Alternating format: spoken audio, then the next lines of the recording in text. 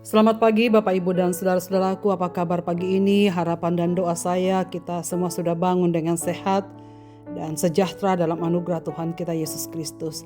Mari kita merendahkan diri di hadapan Tuhan untuk menerima sabdanya. Semoga menjadi pandu kita untuk berjalan di hari ini.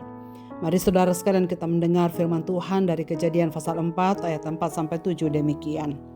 Habel juga mempersembahkan sebagian dari anak sulung kambing dombanya dengan lemaknya. Tuhan mengindahkan Habel dan kurban persembahannya itu, tetapi Kain dan kurban persembahannya tidak diindahkannya. Lalu hati Kain menjadi sangat panas dan wajahnya muram. Firman Tuhan kepada Kain, "Mengapa hatimu panas dan wajahmu muram? Bukankah wajahmu akan berseri-seri jika engkau berbuat baik? Namun jika engkau tidak berbuat baik, dosa sudah mengintai di depan pintu. Hasratnya tertuju kepadamu, tetapi engkau harus berkuasa atasnya." Dosa sudah mengintip di pintu. Saudara-saudaraku yang dikasihi Tuhan, dosa Adam dan Hawa tidak berhenti pada diri mereka, tetapi berlanjut kepada keturunannya, bahkan menjadi lebih parah. Kain, anak sulung mereka, bukan hanya melawan perintah Tuhan dengan memberikan persembahan yang tidak diperkenan Tuhan, tetapi juga membunuh adiknya. Apa yang tidak diperkenan Tuhan bukan hanya soal apa yang dipersembahkan, tetapi juga bagaimana hati orang yang mempersembahkannya. Sekalipun persembahan yang diberikan kepada Tuhan sempurna dan berlimpah, jika hati si pemberi tidak tulus dan tanpa kasih kepada Tuhan, sia-sialah persembahan itu adanya. Kitab Kejadian memang tidak menjelaskan secara rinci mengapa persembahan Kain ditolak. Tetapi dalam Ibrani pasal 11 ayat 4 dikatakan, karena iman Habel telah mempersembahkan kepada Allah kurban yang lebih baik daripada kurban Kain. Jadi di sini dikatakan Habel mempersembahkannya dengan iman. Dengan jalan itu ia memperoleh kesaksian kepadanya bahwa ia benar karena Allah berkenan atas persembahannya itu, dan karena iman ia masih berbicara sesudah ia mati. Jadi saudara sekalian, jelas dalam ayat ini bahwa Habel mempersembahkan dengan iman. Alkitab tidak memberi kita alasan yang lain selain Habel mempersembahkan yang lebih baik daripada Kain. Bahkan dikatakan karena Habel mempersembahkannya dengan iman. Kain tidak mempersembahkannya dengan iman yang tulus kepada Tuhan.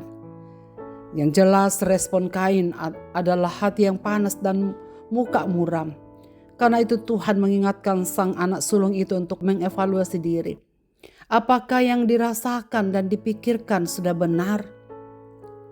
Tuhan juga mengingatkan Kain untuk tidak berbuat baik dan berhati-hati supaya tidak jatuh di dalam dosa.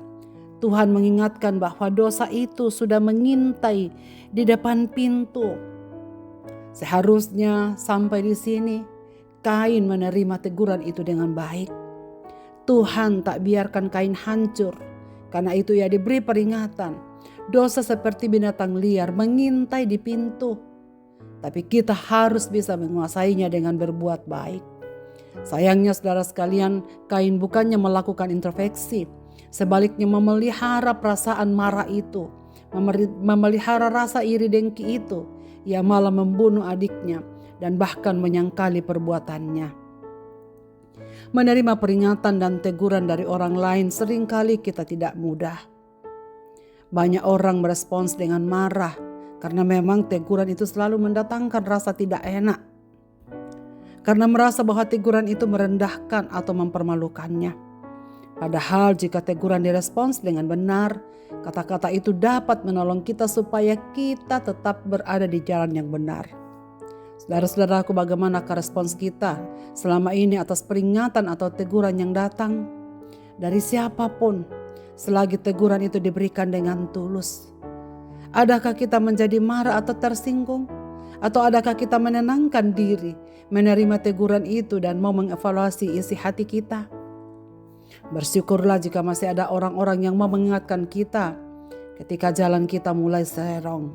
Beresponlah dengan teguran itu dengan baik dan evaluasilah diri supaya diperbaikan diri tidak jatuh ke dalam dosa, melainkan tetap hidup di dalam kebenaran. Saudara-saudaraku, apa yang harus kita lakukan kepada Tuhan? Belajarlah untuk memberi yang terbaik, bukan sisa dari hidup kita. Belajarlah kepada Habel. Tuhan berkenan atas hidupnya. Karena ia memberi dengan tulus, memberi dengan iman, mempersembahkan daripada yang baik dari hidupnya. Bukan mempersembahkan yang asal-asalan, bukan dengan mempersembahkan sesuatu yang tidak berkenan kepada Tuhan, tetapi mempersembahkan dengan iman, dengan tulus hati, dengan rasa cinta yang dalam kepada Tuhan. Itu adalah persembahan yang berkenan kepada Tuhan. Marilah kita berdoa. Bapa di sorga, terima kasih banyak karena firman-Mu telah mengingatkan kami pagi ini. Kuatkan dan teguhkanlah kami, supaya kami belajar terbuka untuk menerima segala teguran dari orang-orang yang mengasihi kami. Walaupun teguran itu tidak enak, tetapi biarlah kami introspeksi diri, kami menerima, bahkan kami mengucap syukur, karena masih ada orang-orang yang menegur kami dengan kasih. Kami doakan supaya kami belajar mempersembahkan yang terbaik kepada Tuhan. Seperti Habel. Kiranya Tuhan menolong kami supaya kami belajar mempersembahkan segala sesuatu dengan iman. Mempersembahkan dengan tulus hati. Memberikan dengan rela. Bahkan apa yang kami bisa untuk berikan untuk hormat dan kemuliaan Tuhan, biarlah kami memberikannya dengan rela. Memberi yang terbaik. Agar banyak orang yang menyaksikan kasih Tuhan melalui kehidupan kami hari lepas hari. Ampuni kami ya Tuhan, jikalau kadang-kadang kami tersinggung, kami marah, dan kami tak bisa mengontrol diri kami.